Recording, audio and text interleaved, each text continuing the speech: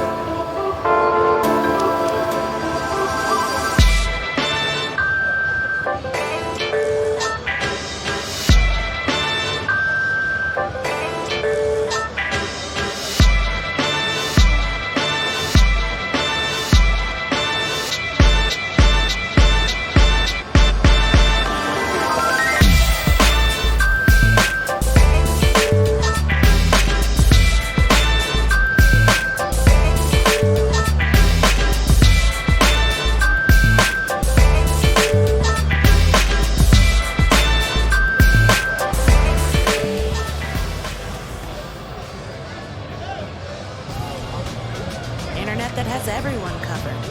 Can your internet do that?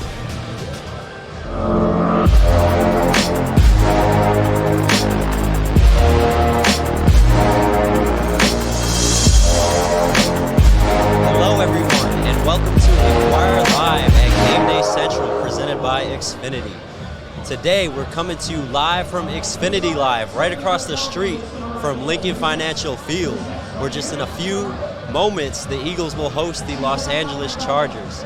I'm Eagles beat reporter Josh Tolentino for the Philadelphia Inquirer, and I'm joined by my co-host and fellow beat reporter EJ Smith. EJ, it's been a minute since we've been at the link, man. How's it going? It's going pretty good. Did you get a run on the mechanical bull before the show started? I did not. But the fans here, man, they've been lined up since about 6, 7 a.m., lined up down Broad Street, waiting to tailgate for this game. And, we're going to get into the X's and O's and all the matchups for this Los Angeles Chargers and Philly Eagles game. But before that, we just want to remind everyone at home throughout the season, we're coming to you live every game on the road, at home. And you can find us at Gameday Central, Inquirer.com/Gameday Central, where you'll be able to find all our coverage from our entire Eagles coverage team at the Inquirer. And more importantly, you'll be able to chat with us throughout the game, leading up to the game, and continue to chat with us in a segment called What You Said, which we'll get into later today. So yeah, let's just reiterate the link one more time for him, Josh. It's Inquirer.com/Gameday Central. It's where we'd like to hear from you. One of our favorite segments each week is called What You Said, and it's where we take the questions that you submitted. So make sure to submit those at some point during the next couple of days before the next game. All right, EJ, what is the latest with this team? A lot has happened since the team's last week's victory. It was a blowout victory at Detroit, and it essentially felt like a must-win game. They went ahead and did that in an exciting fashion, blowing them out 44-6 at Ford Field. But a lot has happened since, specifically Tuesday's trade deadline, EJ. What's happened? What's the latest? Yeah, so I'd say the biggest thing that happened is that Fletcher Cox is still on the team. The Eagles were active in figuring out if there was a partner out there for him, but they didn't find anyone, so they kept him. And I think that it made sense to see if they could find something for him. This is a defense that is turning the page over to some younger players. Milton Williams had a really good game against the Detroit Lions. He plays the same position as Fletcher Cox. You're seeing Davion Taylor start to, not only play more, but even through the mistakes, they're going to let him play. So I'd say that Fletcher Cox still being here is the biggest story. Obviously, they had to carry Vincent for a late-round pick. That's the type of move that makes sense when you've got as many draft picks as the Eagles do. Take a flyer on a guy that you had some interest in the draft process and see what he looks like once he's in your building. So I'd say those are the two biggest trade deadline stories that came out of this week. Yeah, and quickly on that point with Kerry Vincent coming over from the Broncos, a young cornerback. He played at LSU. The Eagles, they're stacking up their young cornerbacks. I wrote about that this week. They've got 4 rookies, including their own pick, Zach McPherson. Who knows what they're planning heading into next season. But just rewinding really quick to Fletcher Cox, EJ, because I think that's important. He's obviously going to be a legend. Once his career wraps. I mean, that's how he's remembered right now in Philly. Still has a major impact on this team. EJ, on Tuesday, we were at NovaCare Complex just across the street, meeting with the coordinators, Jonathan Gannon, Shane Steichen, and Michael Clay. Right after that ended, EJ, we're walking back to our office, and Fletcher Cox in his white, I think it's a Lamborghini SUV, pulled up to the team facility. He parked where Jeffrey Lurie parks typically, right in front of the building. I thought something was going to happen. I thought, later that day we might hear some news with Fletcher. Obviously, he's still in here. Run it back real quick. What is the impact of having him here? And not just that. It seemed like the team kept him involved with the trade talks. You typically don't see that from a team that's trying to get value for someone that they're trying to trade. They didn't find a trade partner. Fletcher Cox is still here. What's his impact on this defensive line, especially, with emerging pieces like Javon Hargrave, like Josh Sweat? Yeah, I think that, the fact that you mentioned he parked where Jeffrey Lurie parks, I think that's telling of the standing he has in the organization. And there are a couple of players on this team that have that type of standing. I would say his impact on the defense, if I'm being completely honest with you, it's shrinking. He hasn't played as well as he has in years past. Javon Hargrave has been more of a difference maker. But Fletcher still commands attention on the defensive line. Even if he is struggling, teams have to game plan for him. So I do think that he's making an impact that way. But his play has to improve a little bit for teams to continue to pay that attention to it. Yeah, it seems like almost every week when we talk to opposing coaches leading up to the game, they almost always mention Fletcher Cox. So he's still definitely part of teams' game planning. Not making the impact that he's made earlier in his career, but still definitely a big part of this defense. Impact regardless. You talk about, before we get into who's hurt and who's healthy, EJ, a segue into that is some roster moves. Outside of the Kerry Vincent trade, they activated a tight end who you and I are familiar about, but many back home, many here waiting to enter the link are not familiar about. Tyree Jackson, one of the biggest guys on the team, a former quarterback at the University of Buffalo. He was activated this week from injured reserve. What will it mean to get him back? Obviously, Zach Ertz is not here anymore. Dallas Goedert is in that number one tight end role. What's your expectations for Tyree Jackson? Yeah, well, when they traded Zach Ertz to the Arizona Cardinals, Harry Roseman and Nick Sirianni both mentioned Tyree Jackson as one of the reasons they felt comfortable making that move. Tyree Jackson, I would say, is, again, we're familiar with him. We saw him during training camp, and he made a lot of plays in training camp. He's a big guy.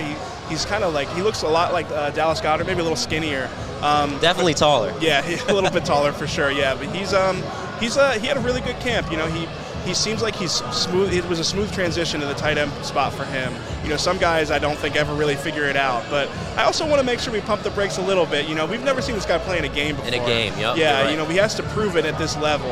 But I do think what we've seen from him so far is promising. I think he'll step into that number 2 tight end role in a receiving sense. I think Jack Stoll is still the best blocking reserve tight end they have, but as far as when they need to open up the field and they want to go into 12 personnel but still be able to throw the ball, I think we could see Tyree Jackson flourish in that type of role. You mentioned him not making an impact in the game. That's certainly true, but week 3 of the preseason when they had joint practices against the Patriots and Jets, Bill Belichick was even wondering who's that guy. So we'll see here if Tyree Jackson is able to make an impact on that tight end depth chart. But the rest of the roster, with who's hurt, who's healthy, obviously the team is without Miles Sanders still, who's on injured reserve.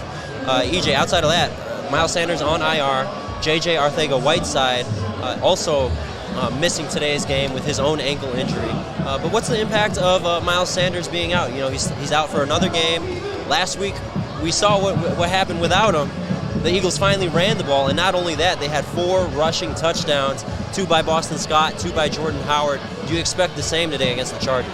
Yeah, I do think that this coaching staff is learning about their team, and I think this team enjoys running the football. I think that they have a big offensive line. We talked about this last week. Jordan Mailata and Landon Dickerson, if you add up their collective weights, it's probably in the 700s or even maybe close to 800, honestly.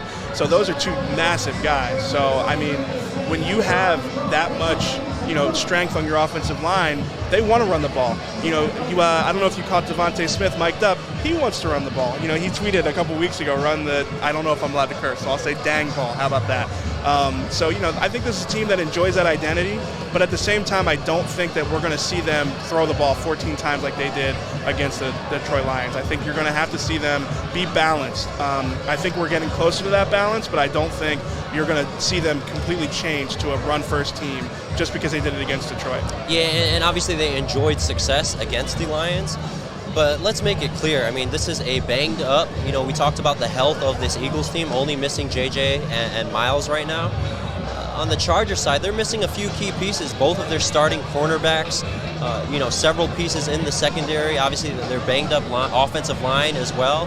But focusing on that Chargers defense, Jalen Hurts, he has an opportunity to really get Devontae Smith, Quez Watkins involved. Jalen Rager is back after having an ankle injury and leaving last week's game. I'd like to see them take some shots downfield. I'd like to see them specifically, and this is someone I've mentioned really all throughout the season, Devontae Smith. They've got to get him involved. Over the past 3 weeks, he's had a season low 4 and 3 targets. He's the most talented guy on that offense, in my opinion. The Heisman winner from last year. I think they have to get him more shots, and he has had a couple drops last week over the past 2 weeks. But the way to counter that is to get him involved. Slant routes, zip routes, curl routes. Easy ways to get him involved, which will open things downfield. But EJ, it's time to get into one of our favorite segments of the week, What You Said, and we'll discuss our reader comments, our reader questions, and reminder you can continue to submit those throughout the game at Inquirer.com/GameDayCentral. EJ, our first one is from Sergeant725, who talks about what we just mentioned. The Chargers' offensive line is not very good. If the Eagles' pass rush is working, they have a good chance to win. EJ, do you agree with that sentiment? And I'd like to point out, over the past 2 weeks, Justin Herbert has struggled against 4-man rushes. So, do you expect Jonathan Gannon to deploy the same type of pressure today? Yeah, I mean, we saw them blitz a little bit more against the Lions. Doing that against good quarterbacks is tough. I mean, you can do that against Jared Goff and get away with it. And it was the first time we'd seen it. So, it probably caught the Lions by surprise a little bit. But I would say that, will we see them rush 4? I think we will. I think we'll see that more than anything. And that's what you do against good quarterbacks. You have to be able to rush 4. You have to be able to get to the quarterback. You've seen that. Again, you saw the Ravens do it. They do it a little bit differently. They're more exotic with the way that they'll simulate pressure. They'll kind of bluff and show you different looks. But I think the Patriots are a better example. You might see more straightforward, let's just see if our guys are better than your guys. I want to point out the Chargers. The right side of that Chargers offensive line is banged up, and it's not very good. I think, we talked about Fletcher Cox at the top of the show. He's going to have a big game. I mean, if they're bringing attention over to Javon Hargrave, you need to see Fletcher Cox be able to take advantage of one-on-one matchups. Josh Sweat had 2 sacks last week. Can he follow up that performance? So I'd say that the Eagles' defensive line, if they're going to have a chance in this game, they have to play really well. And last week, everybody ate. It wasn't just Josh Sweat. It wasn't just Hargrave. Even a guy that we hadn't heard from outside of penalties. Derek Barnett, even he got involved. So this defensive line, once again, they're going to have to eat against a banged-up Chargers front, especially if I think what will happen throughout the game, Jonathan Gannon, we talk about his scheme, we talk about his coverages, how he likes to blitz, or, hesitation to blitz. He blitzed more last week. This week, I'm not going to expect much of the same. I'd be surprised if we saw blitzing just as we've learned more about Jonathan Gannon. This Chargers personnel, I mean, they're stacked across offense. You talk about their skill position players with Allen, with Eckler. This is a stacked offensive team from a personnel standpoint. Jonathan Gannon, he's going to want to drop more people back into coverage. He's going to want to, obviously play his cornerbacks, play his secondary, but also with linebackers dropping into coverage where they've struggled a little bit. I think they still have a lot to prove from a pass coverage standpoint. They like allowing those intermediate shots, EJ. They like limiting those deep plays. But that's something we're going to get into later with the deep shots. We're going to move around to our next question from Edward in New Jersey. The Colts looked very good Thursday night against the Jets. Frank Wright is the coach that we should have hired. Outside of that, obviously Nick Sirianni is very close with Frank Wright. But EJ, Eagles fans, if they hadn't known, they should be paying attention to the Colts throughout the season, because Carson Wentz, that first-round pick is looking mighty nice, because I don't know if you knew this, but he's about 3 or 4 games away from playing 70% of the snaps, which would guarantee the Eagles the Colts' first-round pick next year. I think some Eagles fans are going to ask you to knock on wood after you said that. We'll knock on all the wood here. They've been hurt before. So he's got a couple of games left, and I think that it's actually working out perfectly for the Eagles. You don't want the Colts to, torpedo. You don't want them to get to a point where it would benefit them to bench Wentz. They're still in the playoff race. They still have high expectations for the season based off the way they've played, which again I think is going to be perfect for the Eagles. That pick was never going to be a top 10 pick. If that pick is between 10 and 20, that's a great scenario for them. I know sometimes Eagles fans, it hurts to see Carson Wentz play well. It seems like what could have been, but I think he's playing just well enough to stay as a starter, keep them in games. But if he stays healthy, it's a huge opportunity for the Eagles to have 3 first-round picks in next year's draft. Yeah, a lot of people like to critique how the Eagles have drafted in recent years. You can't deny, though, that the fact that they're on the verge of having 3 picks, possibly in the top 15, all 3 of those. You mentioned 10 to 20 for Indy's pick. I think Philadelphia's pick will be between that 10 to 15 range. And obviously they've got the Dolphins pick, which is looking like they struck gold there. I mean, the Dolphins, they're really struggling. They played the Texans today. That could be a top 2, top 3 pick. It is right now. You're talking about 3 picks in the top 10, top 15. Howie Roseman with an opportunity to strengthen this team for many years to come, but they've got to draft right and draft well. We've got a couple more questions here, EJ. We've got a question from Been Around asking about stay with the run game and the Eagles will win. EJ, I'm pretty sure you're not a run-the-ball guy.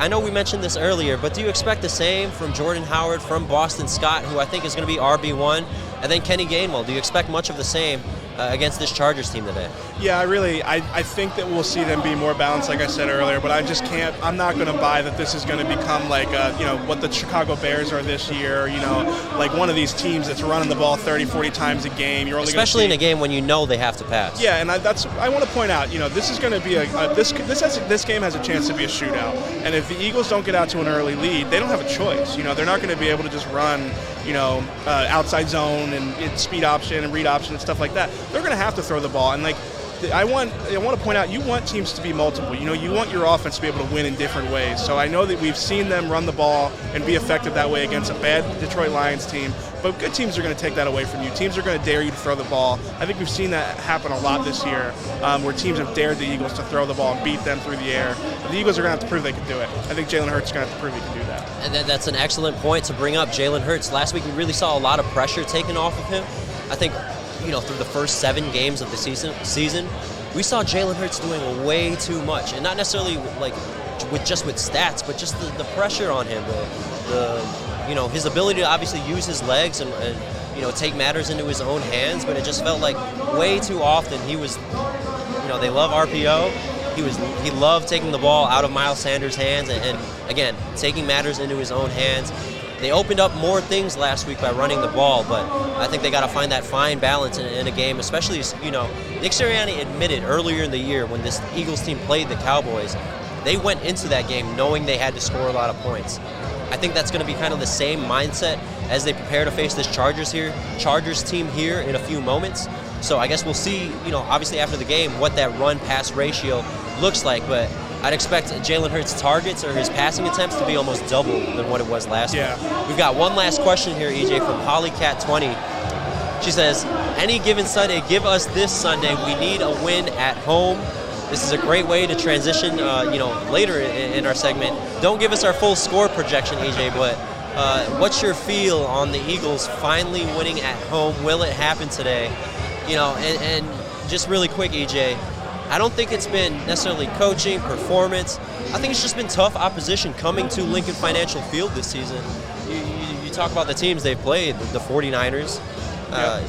They played. Bucs, yeah, that was a Chiefs, tough game. yeah. The Bucs, the Chiefs. I know the Chiefs are struggling this year, but I mean they're still the Chiefs. Yeah. I think it's just been tough opposition. Another tough opponent here today at the Link. Yeah, I mean, I don't think it's some kind of like bad juju or somebody haunting the stadium or anything like that. I really think it's just tough opposition, and I love this city, and I love how after the Raiders loss, everyone needed to be fired immediately. They needed to bench Jalen Hurts. They needed to fire Nick Sirianni. Howie Roseman has to go. And now the conversation has shifted. If they win this game, they're in the playoff race. Can they win 8? Can they win 9 games? And not only that, this is Philly, EJ. I mean, everyone can see the fans filing into Lincoln Financial Field as kickoff gets closer. Xfinity Live is extremely packed right now. You wouldn't expect that for a team with the record that you have no has. idea that this is a 3-5 team, and I just want to maybe this is a little inside baseball, but I got in here 3.5 hours before the game, and there's still traffic. I mean, I feel like you can't drive anywhere around the Link on a Sunday morning, no matter how early you get here. Yeah, undoubtedly. Again, like what we mentioned earlier, fans lining up at Xfinity Live at Lincoln Financial Field as early as 6 a.m. this morning. EJ, one thing that you do every week is pull out a tweet of the week. What was the tweet this week? Yeah, you can tell that I pick the tweets because they're always really nerdy. They're always like stat heavy and stuff like that. So this week I pulled out an average depth of target tweet. And so basically this is breaking down how far through the air a quarterback's pass is traveling before it reaches their target. And I just wanted to point this out because, Justin Herbert is a big, strong quarterback. He's got a really strong arm, and people expect him to take a lot of shots down the field. But in actuality, this season so far, the way that they're running their offense has been a lot more like, what you'd see the Saints run. A lot of quick hits, a lot of slant routes, a lot of underneath stuff, which kind of plays into the Chargers' hands in this game. That's the type of stuff that the Eagles are willing to give up. It's the type of thing they've been gashed with before. You remember Derek Carr taking those first reads, quick throws, get the ball out before the pressure can reach him. So I think that, the Chargers' offense actually does match up favorably both in a talent perspective, but also a schematic perspective. Yeah, and exactly. We mentioned Jonathan Gannon loving to limit the big play, big yardage plays. Nick Sirianni, we talked to him on Friday, EJ, and he mentioned after the game, he goes into his office, he has his meeting with his assistants.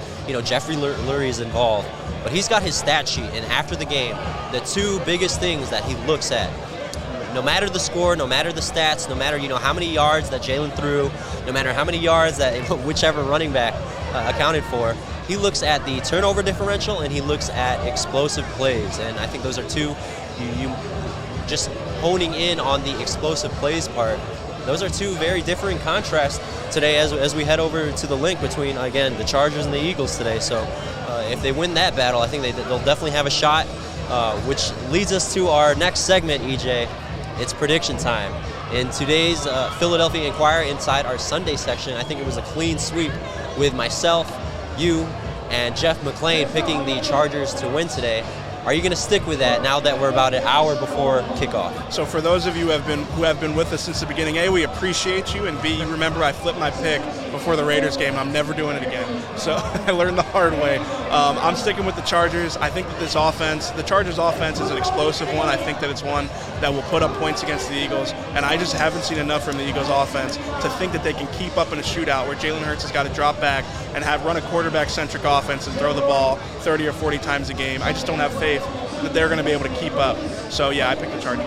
EJ, before I run to my prediction really quick, what's a stat prediction on Jalen Hurts? Does he finish as the team's leading rusher? What's your take on Jalen today? Yeah, give me Jalen as the leading rusher, especially because not only does he get those designed runs, zone reads, and keeps in the RPO game, but, we've seen Jalen use his legs as a scrambler more than anybody, The Chargers, they've got a guy named Bosa that will be chasing him. He's going to be getting them out of the pocket. And I think we haven't seen Jalen really settle in as a pocket passer. You see him bail from a clean pocket before the receivers even get out of their routes. I think it's just how he's comfortable. So, yeah, give me Jalen as the leading rusher. All right, I'm going to, last week, another prediction, EJ. Last week they had a season-high 6 sacks. They hit the Lions quarterbacks combined 10 times, another season high. What's your sack total today against Justin Herbert, especially, knowing Jonathan Gannon likes to do what he's been struggling with over these past 2 weeks, and is rushing with those just 4-man fronts? Give me 3.5, or give me 4. I guess I can't take 3.5. That'd be like my over/under is probably 3.5. So give me 4. I feel like they're going to be able to get after Justin Herbert again. The Chargers line, Rashawn Slater's played well. The rookie out of Northwestern. I really liked him coming out of the draft. Yeah, no, he's going to be legit. Yep. I think he's going to be legit. But this offensive line still has work to do. They still have pieces that they need to improve on. So I do think the Eagles' defensive line will be able to get after Justin Herbert. Justin Herbert's the type of guy, he's going to stand in there and he's going to try and deliver passes. And if they can get to him, I think that he will be there to get. He's not that fast. So. One of the biggest quotes that I took out of the Chargers prep for this week is Justin Herbert. He willingly admitted, he went in front of the cameras, he went in front of reporters, and he said, I need to hit my checkdowns more, which is, I know Jalen Hurts has been hitting his checkdowns, but, NFL quarterbacks nowadays, they don't like hitting their checkdowns. You talk about all the top quarterbacks in the league, they love slinging the ball, and you talk about his average yards per depth earlier. Admittedly, again, Justin Herbert, to have success against this Eagles defense, I think he needs to hit Austin Eckler on his checkdowns. And Austin Eckler, he's such a talented weapon that, it seems almost any time you hit him, unless the Eagles are right there, he's going to get 4 or 5 yards, and they've got to give and take there. But going back to prediction time, so one more time, let me ask you for everyone back home, you're sticking with the Chargers to win today. You're not going to get me to flip. I'm going Chargers 31, Eagles 21. Let's go with that one. All right, in today's Inquirer, I think I predicted the Chargers to win by 4 points, 4 or 8, 4 points, I think. EJ, I'm going to switch it up, man. Oh, wow. I'm going to take the Eagles today. I think Nick Sirianni is finally going to get his first victory at home. Again, we talked about the tough opposition. We concentrate on this Chargers team, they're a good team. I don't think they're a great team. They're also obviously dealing with a first-year coach in Brandon Staley, who, by the way, was in Jonathan Gannon's wedding. Close friends with Nick Sirianni. A lot of familiarity between these two coaching staffs. I think that has a little play today, and I think Nick Sirianni, we're going to see his offense to continue to evolve against a banged-up Chargers secondary. And one more thing, EJ, I want to point out before we wrap up here. There's a lot of pressure on Nick Sirianni, man. I mean, this is the 4th home game. He still hasn't won. Eagles fans, as we can see, they're all around us. They can be a rowdy bunch. I mean, I don't think he wants to face those boos again. He talked about what it would, he was very, conversational and talking to us what it was like leaving that Vegas field. I think he's really amped up. And one more segment one more tidbit for our viewers back home. Nick Sirianni, last week, he was desperate for a victory against Detroit. Obviously, they outmatched that team and they blew them out. But one thing that I found really interesting, and who knows if he did this again, before that Detroit game, he texted his assistants on a Friday night when they're back at home with their families about how amped up he was for a victory. Maybe he did that again today, and I think they pull out a victory. You're still staying with the Chargers, though. You're still not going to get me to flip. I hope the flipping works out better for you than it did for me. All right, EJ. It's time to wrap up. As you guys can see, everyone is running back to Lincoln Financial Field. But once again, we thank you for tuning in to Inquirer Live at Gameday Central, presented by Xfinity. Every home game, we're going to be right here at Xfinity Live outside Lincoln Financial Field to bring you the latest on the Birds, give you our predictions, and most importantly, discuss what you said about this team. EJ, we gotta remind them, though, be sure to stick around on Inquirer.com/Gameday Central. You'll be able to follow all our coverage there. And not only that, discuss throughout the game. You can chat with myself, EJ, Jeff McClain, and our 3 columnists, Dave Murphy, Mike Sealski, and Marcus Hayes will all be inside the press box chatting to you about this game. I'm taking the Eagles in a victory. EJ's going with the Chargers. But EJ, next week we're on the road. Where are we headed? So don't make sure to come back and catch us on Sunday, November 14th. We'll be at Empower Field for the Eagles game against the Denver Broncos. It's the last flight of the entire year. You're not flying to New York or Washington, huh? I mean, I don't have a private jet, so I think I'm going to have to schlep in my car on those. But no budget with Jeff Lurie for flying us down there. But you know what? The division could get interesting, and obviously those will be talking points when we get to that point of the season. But wrap us up here, EJ. We're headed to Denver next week. Yep. Yeah. So we'll be on at 2:30 Eastern Time at Inquirer.com/Gameday Central. Until then, we look forward to hearing from you and seeing what you have to say about the game and continuing the conversation at Inquirer Live at Gameday Central, presented by Xfinity. We got to get over to the stadium, Josh. We got to head out. Yeah, I'm gonna execute my Devontae Smith 40 running into the stadium, beating this crowd. I don't have a Devontae Smith 40. You wouldn't expect a 3-5 team to have this crowd, and I think they're gonna. Again, I'm sticking with my prediction. I think they're gonna get that first home victory today as they host the Los Angeles Chargers.